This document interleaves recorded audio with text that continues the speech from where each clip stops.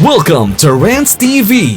Hi guys, nandito po tayo ngayon sa Olense, Guadalupe, Makati City. Please samahan niyo po akong mag-update dito sa ongoing rehabilitation ng EDSA Phase 1. At dito po tayo mismo sa ginagawang sidewalk. Dito po nag-start. Ito po yung update natin today, April 9, 2026. Naka-finish siya po dito. At ang lawak na po niya, nasa 3 meters na rin po ang lapad.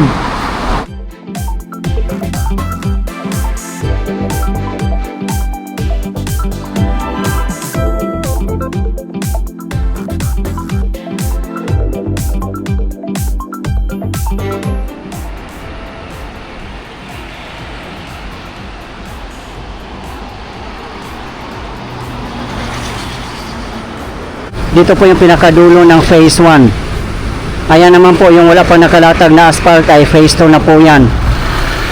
Ang Phase 2 po ay magsisimula po dito sa Olense, Guadalupe, Makati City up to Cubao in Quezon City. Sabi nga po ng DPWH ay nasa procurement stage na raw po sila.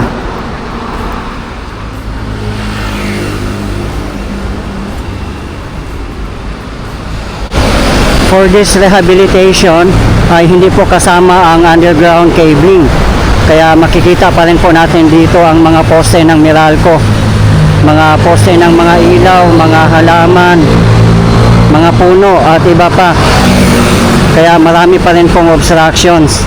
At sana nga po later on magkakaroon po sila ng underground cabling system dito para mas maganda, malinis at organized tingnan. Ayan po ay drainage system.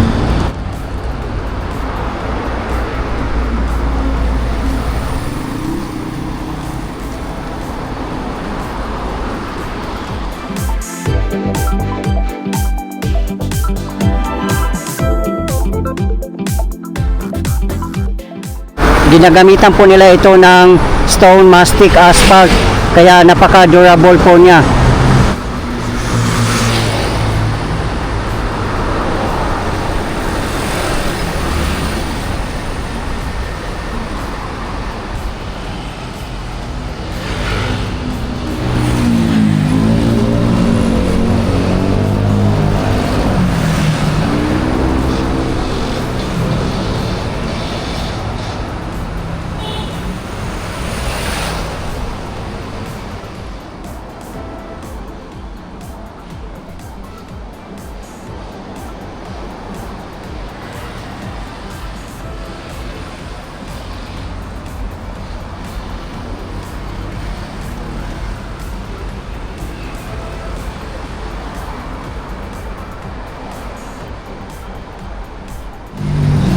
Maganda na nga rin tingnan dito kasi may mga design din sila na tactiles.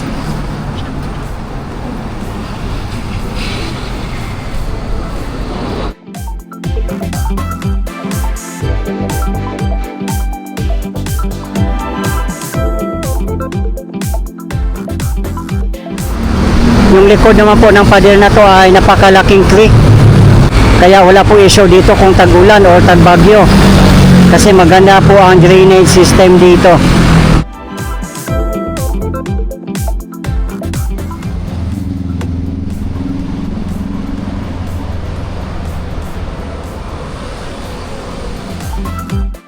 DPWH, Bureau of Internal Revenue, Department of Finance, and Bagong Pilipinas. This is where your taxes go. Name of project, Asset Preservation Program, Preventive Maintenance, Primary Roads, Epifanio de los Santos Avenue or EDSA. Location, Rojas Boulevard, Pasay City, up to Olense Street, Guadalupe, Makati City. Name of contractor, Redicon Trading and Construction Corporation. Date started, January 6, 2026. Contract completion date, July 4, 2026. Contract cost, 1,183,374,622.61 pesos. Implementing Office, DPWH, National Capital Region. Sources of Fund, GAA-2025.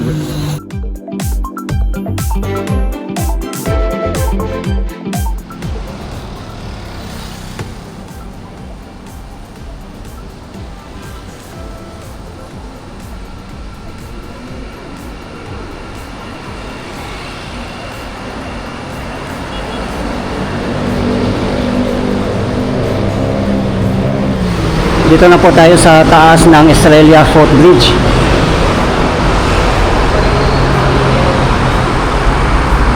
Yan, may mga vandalismo nga din po dito.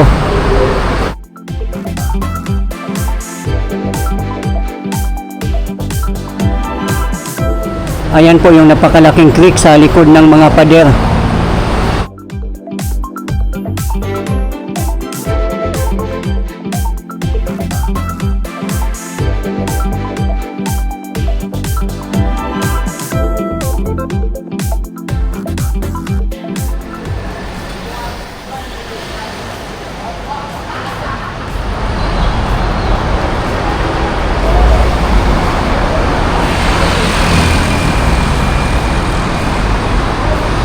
Ito po yung southbound.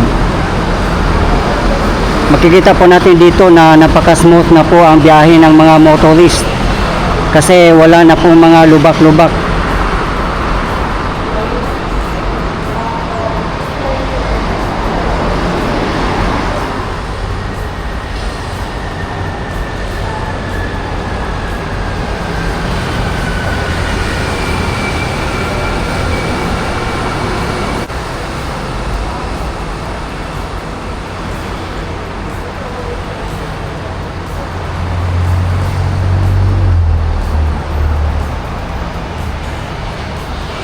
Ito naman po ay pa northbound.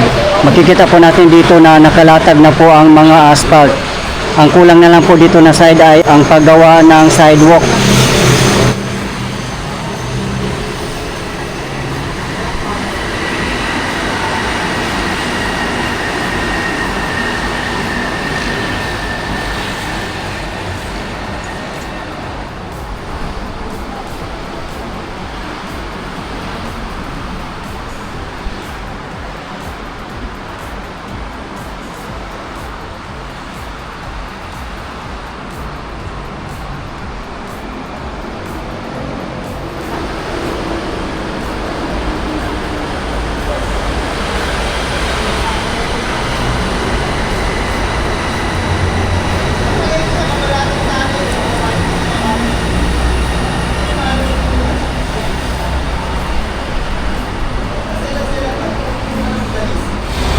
Sa kahabaan ng EDSA, ganito na po ang magiging design ng mga sidewalk. Nasa 3 meters ang lapad at kasama na po ang bike lane. Ayan po. Ganito na po kaganda ang sidewalk dito. Layunin po ng ating pamahalaan na magiging walkable at pedestrian friendly ang mga sidewalk natin.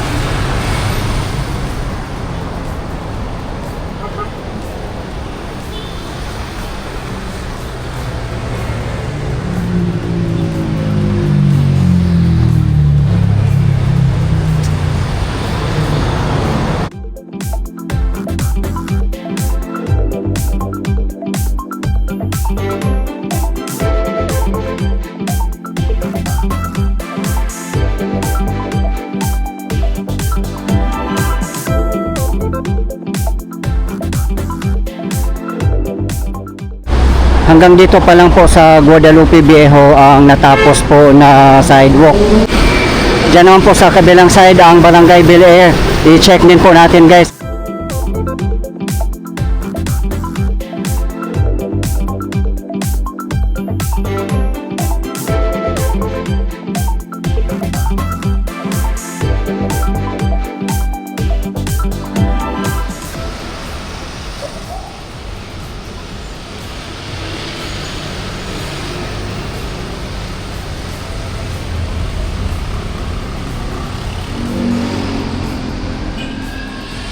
Yan, napakalaking drainage system po dito, guys. Oh.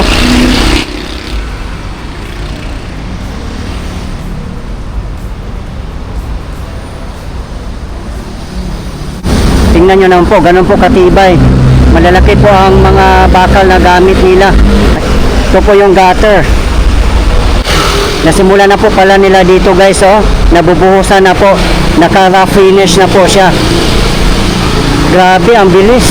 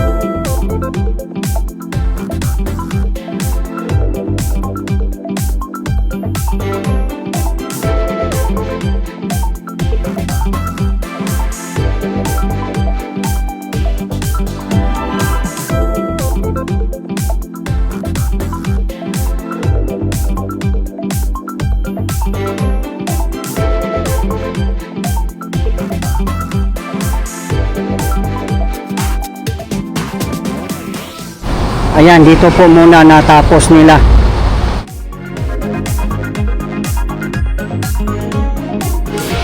Grabe, kaliwat kanan po ang mga infrastructures at mga improvements dito sa Metro Manila. Lalo na dito sa kahabaan ng EDSA. Bukod sa rehabilitation ng kalsada, ay kasama po ang mga improvements ng mga busway stations, footbridge, mga tulay, mga MRT3 stations at iba pa. Kudos po sa DPWH, DOTR, MMDA, LGU, Bagong Pilipinas at higit sa lahat ang SM Supermalls na isa sa katulong ng ating pamahalaan na pagandahin ang ating bayan at paglago ng ating ekonomiya.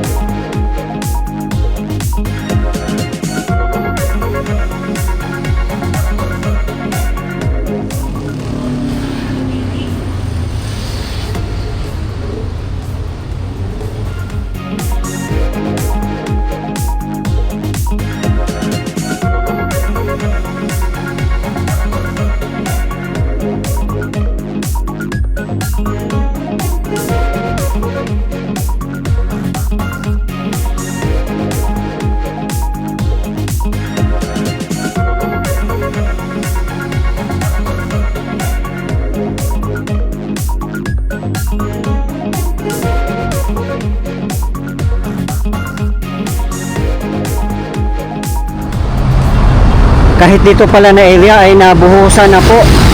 Meron na rin pong rough finish.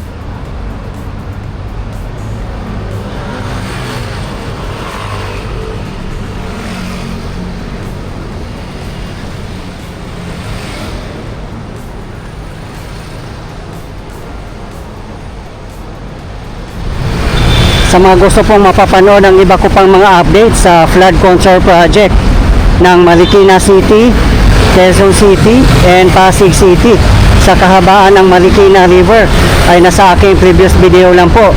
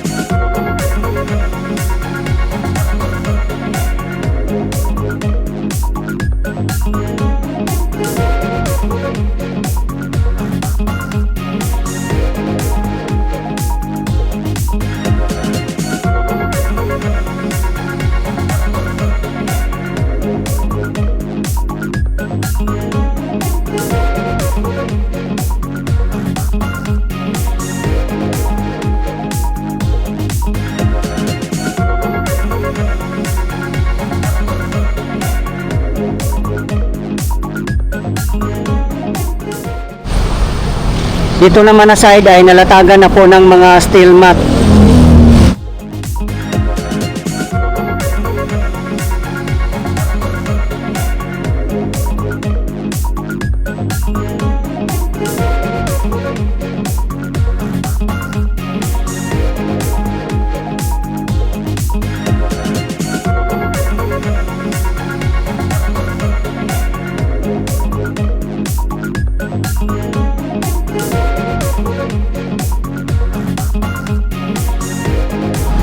Sana po panatilihin po nating malinis ang ating kapaligiran.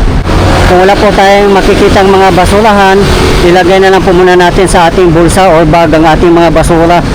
Saka na lang po natin itapon pag may makikita po tayong mga basurahan. Otherwise, sa bahay na lang po natin itatapon.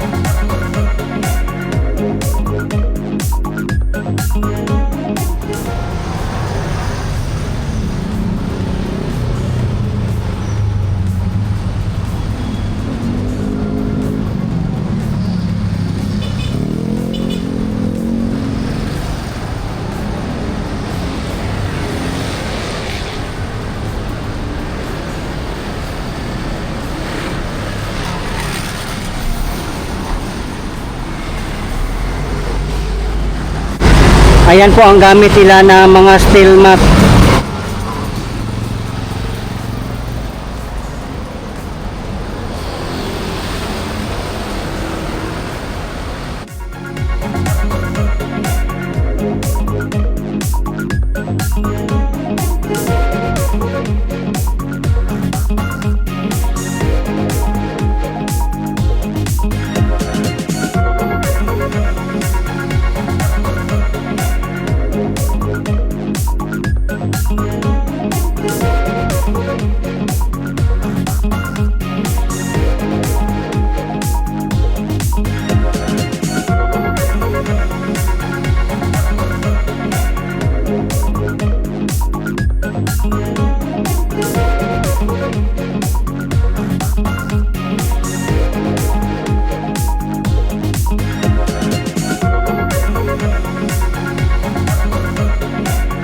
Grabe, pati gutter pala guys, oh.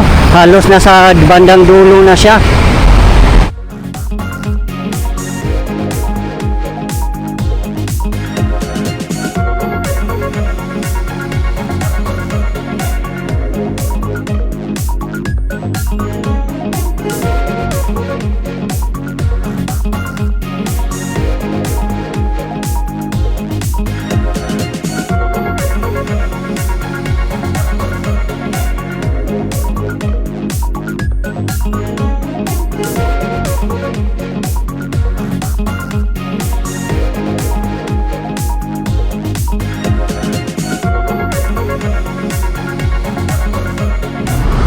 Dito po nag-end ang sidewalk dito na ginagawa po nila sa may Buendia.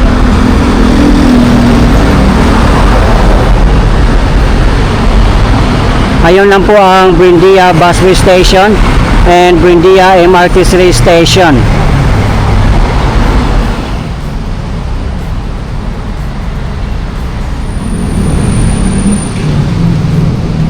Napakaganda po dito sa ilalim ng Buendia Bridge. May mga maupuan, meron din pong mga halaman dito or mini garden.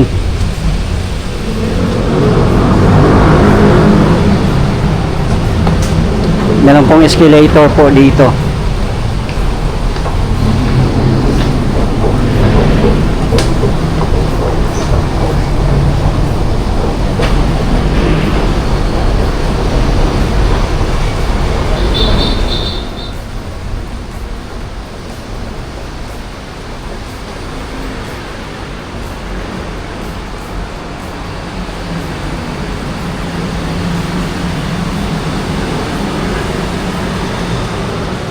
Ito po yung footbridge papunta ang Buendia Busway Station.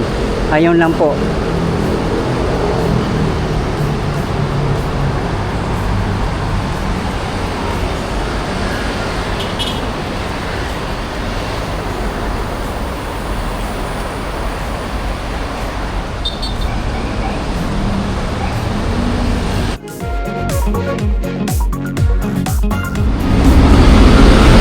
Meron din pong elevator dito. Ayan.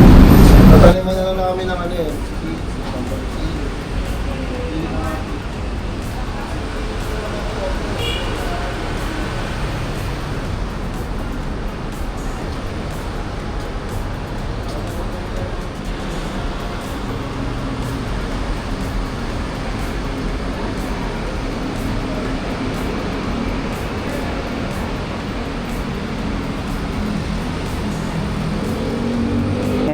Ayan lang po ang Buendia Station ng MRT3.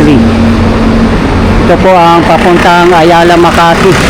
Ayan, makikita po natin dito na nalatagan na po lahat ng mga asphalt at meron na pong markings ang mga car lanes. Guys, ito po yung latest update natin ngayon dito sa Phase 1 EDSA Rehabilitation and Repairs from Orense, Guadalupe, Makati City up to Buendia as of today, April 9, 2026. Maraming salamat po sa patuloy yung suporta at panonood ng aking mga videos. I really appreciate po. At hindi po kung magsasawang i-update kayo, lalong-lalo na po sa mga government infrastructures. Mabuhay ang Pilipinas. Okay guys, thank you for watching and keep safe everyone.